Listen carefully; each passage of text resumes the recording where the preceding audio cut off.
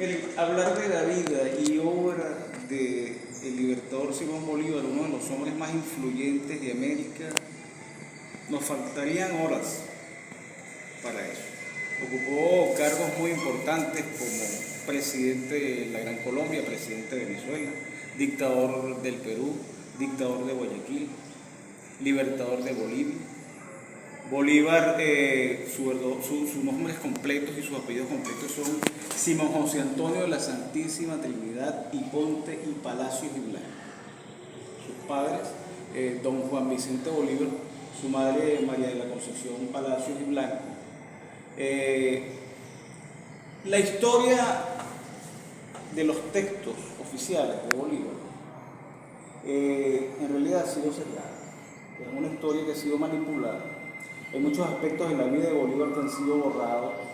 Hay muchos aspectos de la vida de Bolívar que han sido manipulados. Pero eso no le resta méritos al libertador, porque en una vida tan corta como de 47 años, en realidad es una vida muy intensa, ¿verdad? Su legado, su obra, su mayor legado es el pensamiento bolivariano, que es un referente para todos los pueblos que procuran la libertad y la justicia. Eso es lo más importante, su pensamiento bolivariano. Sobre su aspecto, su perfil como persona, la historia dice que tuvo 3 hermanos, ¿verdad? Una de ellas murió al nacer, que sería la cuarta, que fue Carmen. El otro fue Juan Vicente, su hermano mayor, Juana Nepomucena y María Antonia. Sin embargo, esa parte fue modificada. En realidad él tuvo un hermano mucho mayor llamado Juan Agustín de Bolívar. No se conoce la madre de este hermano de Bolívar. Era mucho mayor que Bolívar. De hecho, cuando muere el padre de Bolívar, don Juan Vicente, él ya era hombre, él estuvo encargado de las haciendas de San Mateo, del padre de Bolívar, y se ocupaba de algunas cosas en la ciudad de Maracaibo. Cuando el padre de Bolívar muere, él fue a reclamar su parte de la herencia y tuvo serios encontronazos con la madre de Bolívar, María Concepción Palacios y Blanco. Eso está muy documentado en la historia. Sin embargo, los libros oficiales no nombran a este muchacho por ser un muchacho ilegítimo, por decirlo así. Pero entonces esas son las cosas que nosotros como periodistas tenemos que llegar al fondo de todo, tenemos que hacer investigación, no podemos conformarnos con la primera información que recibimos. Para esto tendríamos entonces documentar esto, tendríamos que tomar en cuenta que nos llevaría mucho tiempo. Yo tengo aquí una obra muy interesante que se llama Bolívar, Vida y Obra y Pensamiento, la tengo desde hace muchos años. Yo soy asiduo lector del Libertador. Tengo aquí un libro de las cartas de amor entre Bolívar y Antonieta, Manuelita Sáenz, perdón. Esto es una joya de la literatura y devela mucho el aspecto romántico del Libertador. Otro aspecto importante del Libertador es que el Libertador, cuando pierde a su padre, él tenía 3 años, y luego pierde a su madre cuando tenía 9, él pasa a ser su tutor, su abuelo, don Feliciano Palacio. Sin embargo, él muere al año siguiente, en 1793, cuando muere la mamá, o sea, un muchachito asignado por la tragedia. Su papá cuando él tenía 3, su mamá cuando tenía 9, y cuando cumplió los 10 murió el abuelo, que era su tutor. El tutor, previendo, porque era un señor mayor, dejó un testamento en el cual dejaba encargado a su hijo mayor Esteban Palacios de la tutoría del niño, o en su defecto a su otro hijo Carlos Palacios. Sin embargo, cuando muere el abuelo del Libertador, quien se encarga es Carlos, puesto que Esteban Palacios estaba en España diligenciando un cargo nobiliario para el hermano de Simón Bolívar, para Juan Vicente, y de Marqués, y para Bolívar un título de conde. Entonces se queda Carlos. Carlos, por supuesto, no le prestaba la atención suficiente al niño. El niño entonces era un niño extremadamente tremendo. Bolívar era tremendo. Bolívar, cuando supo que su tío Carlos lo iba a llevar a la escuela que regentaba don Simón Rodríguez, porque el primero fue a la escuela pública donde Guillermo Perlón era el director y el asistente era Simón Rodríguez. Pero Simón Rodríguez daba clases particulares también y tenía como una especie de ¿cómo diría yo?, de internado, donde tenía 18 alumnos más. Y Bolívar se enteró que el tío Carlos lo iba a llevar a esa especie de internado y se le fugó al tío Carlos y fue hacia donde su hermana María Antonia. Hay escritos donde su hermana María Antonia dice que Bolívar lo que quería era andar descalzo, corriendo por las sabanas y por las calles de tierra, juntándose con gente que no era de su clase, corriendo a caballo, era sumamente inquieto el joven Bolívar, y lo vuelven a llevar a casa del tío Carlos, se le vuelve a escapar, entonces lo llevan ante la Real Audiencia. Pero en el testamento que deja su abuelo, Feliciano Palacio, estaba establecida una cláusula donde el niño podía escoger con quién se quedaba. Entonces Bolívar, como buen intelecto y abogado de sí mismo, dijo, es que yo tengo derecho de seleccionar con quién me voy a quedar, y él se defendió, él mismo fue su defensor. Sin embargo, el muchacho al fin lo llevaron a Juro, donde Simón Rodríguez. Simón Rodríguez tiene problemas con Guillermo Perón, se separa Simón Rodríguez de esa institución educativa y abandona su internado particular que tenía. Entonces Bolívar se comienza a convertir en una papa caliente para el tío Carlos, porque en realidad era el tutor, no María Antonia. María Antonia estaba ya casada. Entonces el tío Carlos decide a los 14 años Bolívar entra a la milicia arreglada de blanco con los 14 años, y de ahí sale como subteniente, y luego en 1799 el tío lo decide mandar a España porque no lo soportaba. Estando en España, donde estaba su tío Esteban Palacio, Bolívar por allá se portó también muy inquieto. Bolívar gastaba el dinero a manos llenas. Hay que recordar que hubo un avalúo de la fortuna de Bolívar en el año 76, que decía que la fortuna del niño Bolívar era de 8 millones de dólares en comparación a ese momento, en 1976. Hay una revaluación que fue en el año 2010 que sitúa la fortuna del Libertador en 40 millones de dólares. Y hay algo que la historia tampoco nos dice mucho. Bolívar a los 3 años de edad ya era millonario por cuenta propia, puesto que él tenía un primo, José Félix Aristigueta, hijo de la hermana del papá de Bolívar, doña Luisa de Bolívar, que al tener a su hijo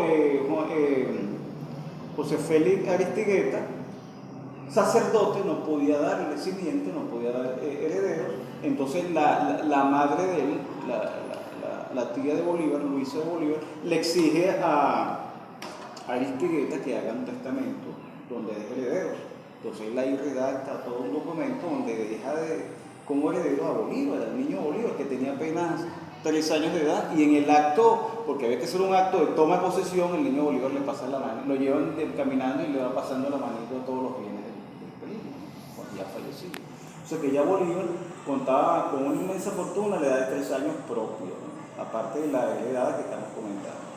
Luego Bolívar, en 1802, después de vivir la Dolce Vita en Europa, en sus años juveniles, decide casarse con María Teresa del Toro y Araiza.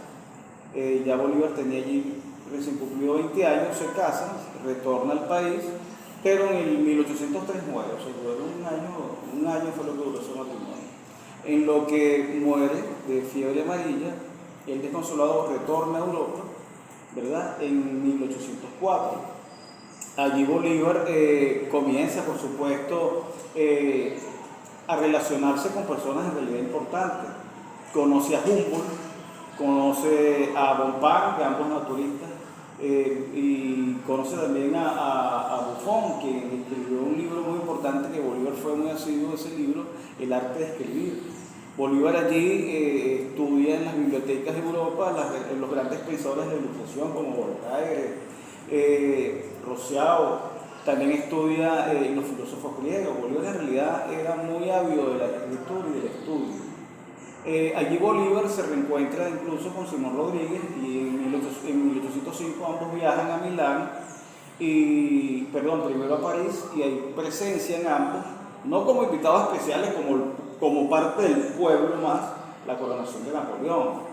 Y entonces luego pasan a Milán, Italia, y ahí es donde, junto con el primo hermano de su fallecida esposa, María Teresa del Toro, hace el juramento del Monte Sacro, ¿verdad?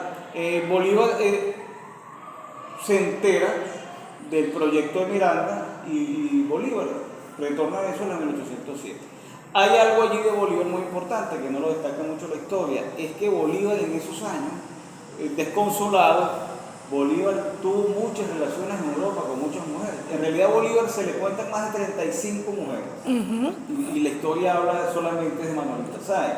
Él tuvo una relación en París con Franny Dubillard, cuyo esposo era un señor que le doblaba de edad, un señor de 70 y pico de años. Y está registrado, sobre todo en este libro está registrado eso. El affair que tuvo con esta dama, la dama está locamente enamorada del Libertador, al punto que le tuvo un hijo. Se dice que ese hijo fue de Bolívar, pero por supuesto por las cuestiones morales eso no fue abiertamente declarado, pero sí ella se lo quiso poner como hijado. Cuando nació el niño buscó que Bolívar fuera padrino. Cuando Bolívar se fue a Milán, ella le rogó que no se fuera, le imploró que no se fuera. Y era muy, muy raro el hecho de que una señora casada estuviera llorando, desparramada en llanto ante un muchacho, ¿no? Entonces, ella es una mujer. Luego él se conoce a una Teresa allá también en Francia. Y aquí en Venezuela, bueno, Bolívar hizo gala pues, de don Juan Tenorio. Cuando él regresa a Venezuela en 1807, por supuesto, los mantuanos estaban inconformes porque aquí los blancos criollos, los cargos políticos importantes como los del cabildo, los ayuntamientos, los comercios con la compañía de los costoanos, todo eso era señalado a dedos por funcionarios directos de España. Entonces los blancos criollos aquí, que eran los que sudaban la tierra aquí, no tenían mucho mérito político ni cargos políticos importantes. Y ahí había disconformidad con la corona española en ese aspecto. Cuando comienzan los movimientos independentistas, que llega Miranda en 1810, Bolívar es que recibe a Miranda en su casa y lo hospeda. Se da un caso en España que invade Napoleón Bonaparte España, abdica a Carlos V, le deja el trono a su hijo Fernando VII. Fernando VII también capitula, puesto que José Bonaparte toma posesión de España. Los criollos aquí se sienten a la deriva políticamente, acéfalos, sin una cabeza que los dirija. Ellos entonces manifiestan que hay que reunirse, hay que hacer un cabildo abierto donde se respeten y se defiendan los derechos de Fernando VII, el rey que capitula. Entonces se crea una junta allí y viene todo aquello de Vicente Páramo, el cura Madariaga, que le hace cena al pueblo, que Vicente Madariaga, ustedes quieren que me proponga como capitán general. No, bueno, si ustedes no quieren que yo los mande, yo tampoco quiero el mando, todo eso lo sabemos ya. Bolívar, sin embargo, entonces en este proyecto nuevo de país, no como país independiente, sino como una colonia de la corona española, defendiendo los derechos de Fernando VII, que había capitulado en España, es enviado a Inglaterra junto con López Méndez y Andrés Bello a una misión diplomática para exponer el caso ante Inglaterra y buscar apoyo. Sin embargo, Bolívar mete la pata, eso tampoco lo dice mucho la historia. Bolívar era el encargado de llevar las credenciales como diplomático, pero también llevaba aparte un instructivo de toda la parte política y diplomática que ellos tenían los pasos que tenían que dar allá. Cuando ellos llegan con el encargado de los asuntos políticos en Inglaterra, el conde Wellesley, Bolívar mete la pata en el caso de que no solo entrega las credenciales, sino lo instructivo. Ellos se esperan de la A hasta la Z de todo lo que tenían de decir, o sea, eso quedó muy mal visto diplomáticamente, eso era una metida de pata muy grave diplomáticamente. Inglaterra tenía asuntos diplomáticos y acuerdos diplomáticos con España, concedidos antes de esta visita de estos tres señores. Por supuesto, eso comprometía a Inglaterra, no podía Inglaterra darle cabida de manera abierta a estos tres muchachos que venían de un país que venía de revuelta política por los compromisos políticos que tenía con España, pero a su vez Inglaterra, enemiga de Francia. O sea, Inglaterra jugó inteligentemente, no rechazó estos porque no sabía qué iba a pasar en Venezuela, no los rechazó del todo, pero no los aceptó formalmente en Palacio, sino en la casa de Bueno, y así también se curó las espaldas con España, con los tratados que tenían, los convenios que tenían con España. Ahí Bolívar también se salta el protocolo porque tenían expreso dentro de las instrucciones de que no se acercara por todo eso Miranda, puesto que Miranda era mal visto, porque Miranda había incursionado en Venezuela en 1806 por Coro, y estamos hablando de 1810. La comisión no quería que Miranda se metiera en eso. Pues resulta que Bolívar metió a Miranda hasta el fondo, y Miranda fue de gran ayuda para ellos allí, porque Miranda se movía como pez en el agua en Inglaterra. Entonces, de hecho, los alojó en su casa, y de hecho Bolívar, Bello, López Méndez, sobre todo Bello y Bolívar, se dieron banquete en la gran biblioteca que tenía el hombre universal, como era Francisco Miranda. Hay otro punto en la historia que hay que tomar en cuenta. Bolívar se regresa, ¿verdad?, a Venezuela, y Andrés Bello se queda, y que como encargado del consulado, puesto que era falso, no había ningún consulado, puesto que ellos no les habían dado formalidad política, lo habían atendido en la casa de Cuenca. Sin embargo, eso es lo que dice la historia, y por la historia lo dice así para no malponer a Andrés Bello. Andrés Bello jamás regresó a Venezuela, jamás y nunca. Entonces ahí se demuestra entonces la apatía con el proyecto del Libertador que tenía Andrés Bello. Otro punto muy importante de la historia que quiero resaltar aquí con Simón Rodríguez, se sale un poquito, pero lo quiero compartir con todos ustedes. Esta exposición yo la hice una vez en una universidad y todo el mundo quedó atónito con esto, porque desconocían esta información. Simón Rodríguez, que también es parte de la vida de Bolívar, por supuesto, y muy importante, un hombre de mucho mérito como docente, pedagogo, revolucionario, con proyectos de educación adelantados a sus tiempos. Sin embargo, la historia no aclara mucho el por qué él se llama Simón Rodríguez Carreño y su hermano, su único hermano, se llama José Cayetano Carreño. ¿Por qué este es José Cayetano Carreño y este es Simón Rodríguez? Es un hermano. Bueno, la historia lo que pasa es que la señora Rodríguez, José Rodríguez, ella enviudó joven, ¿verdad?, y se fue a Caracas.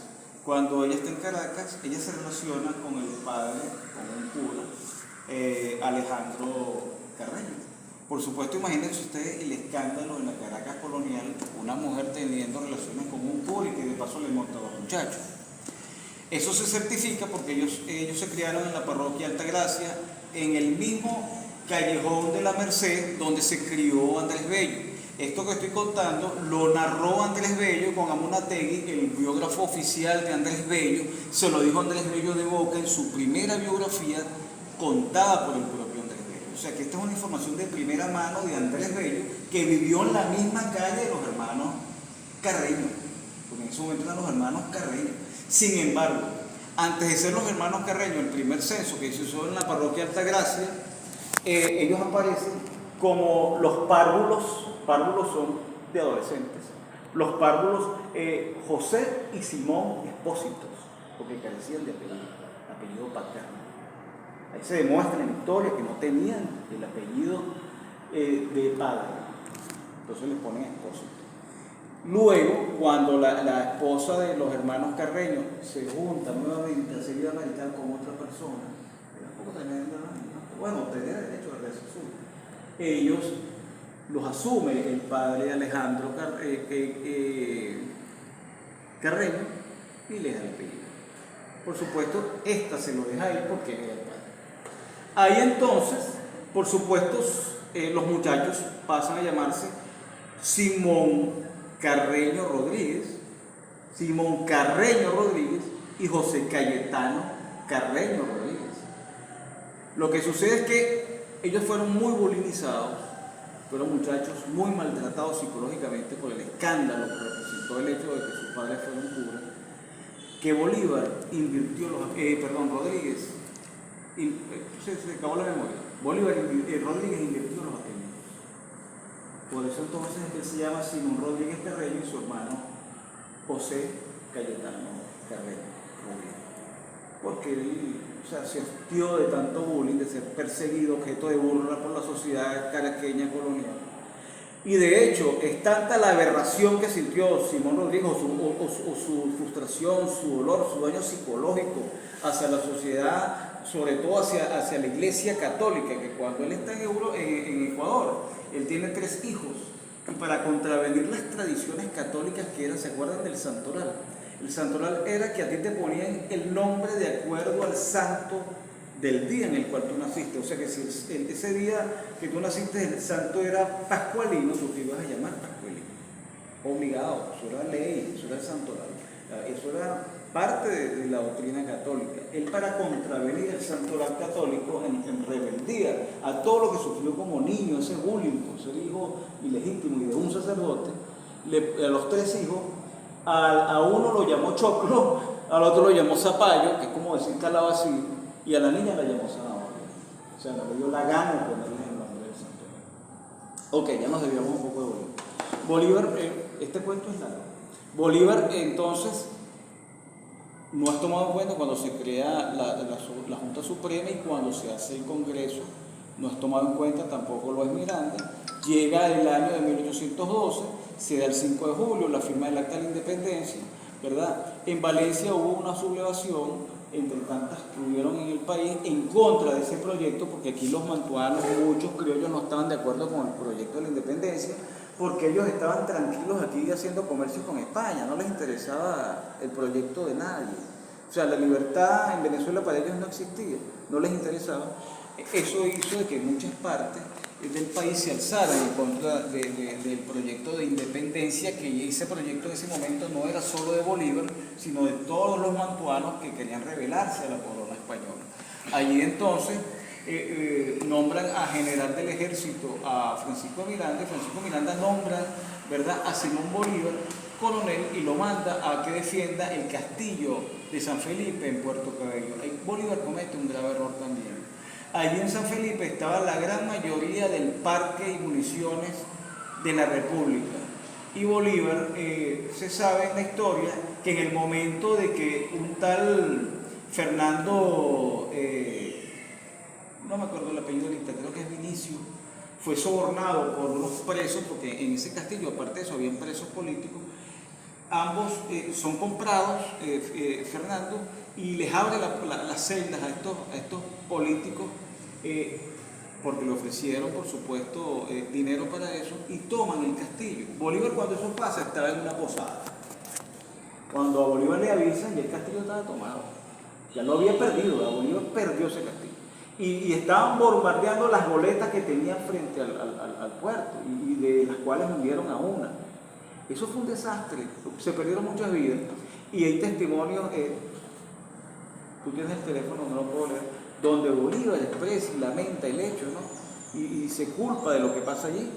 Entonces, eso, junto con otros causales que originaron la caída de la Primera República, como la falta de un ejército profesional, el descontento que hubo con los mantuanos que no estaban de acuerdo con ese proyecto independentista, el terremoto de 1812 que vino a completar porque causó muchos muertos y destrozó Caracas. O sea, son muchos los factores que influyeron en la caída de esta Primera República.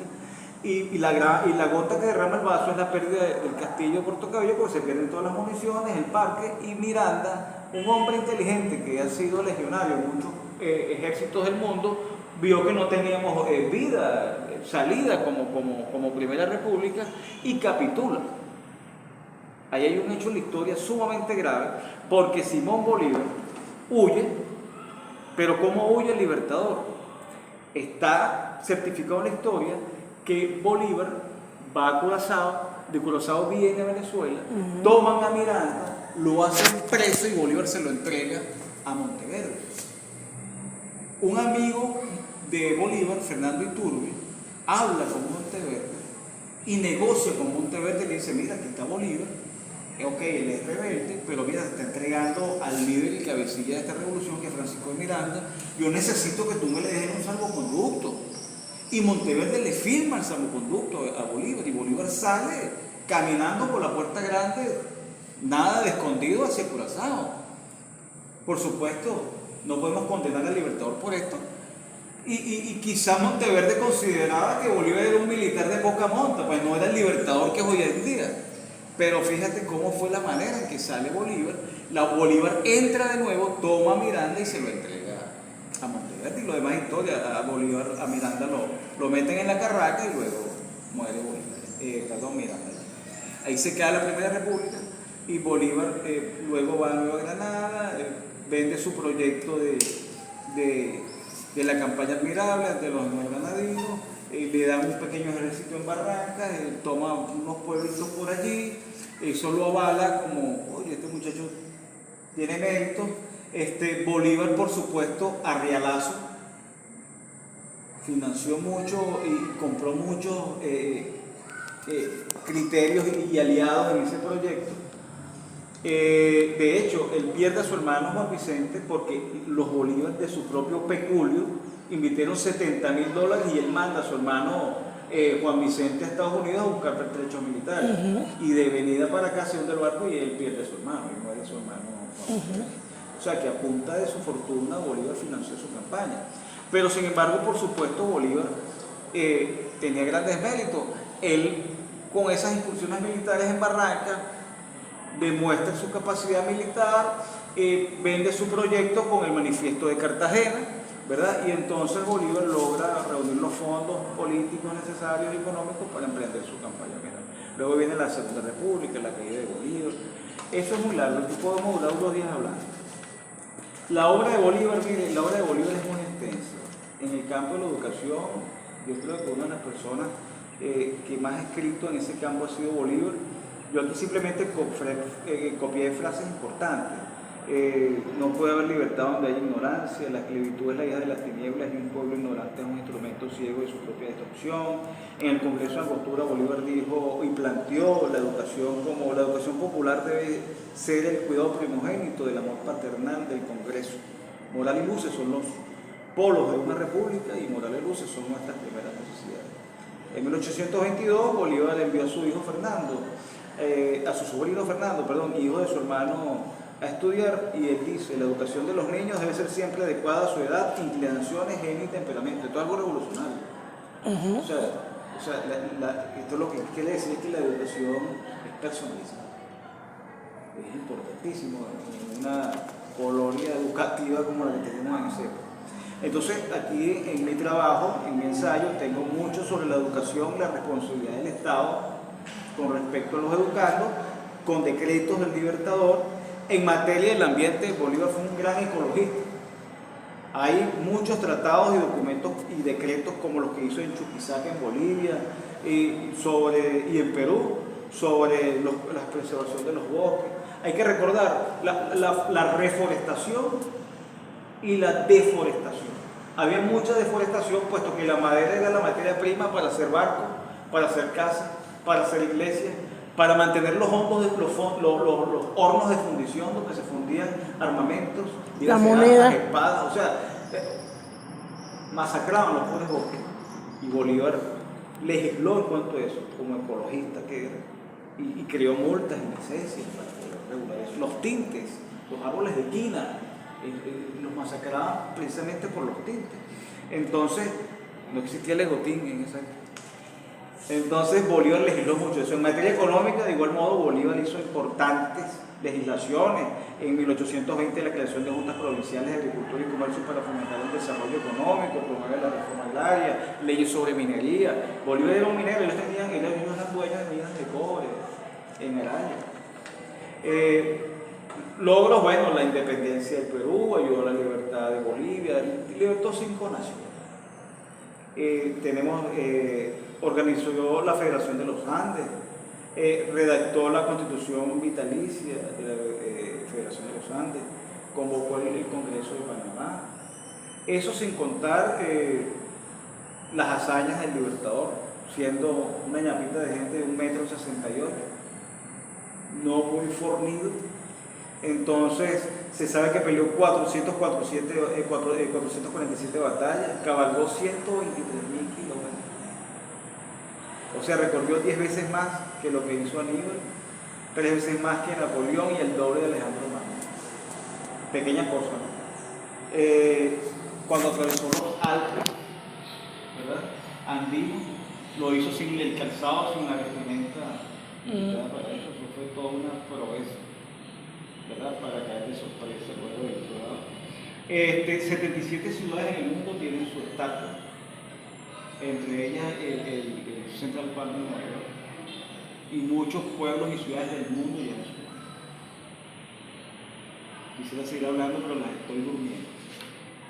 Voy a dejarlo aquí. No. Ajá, pero no me dijiste lo más. Sí.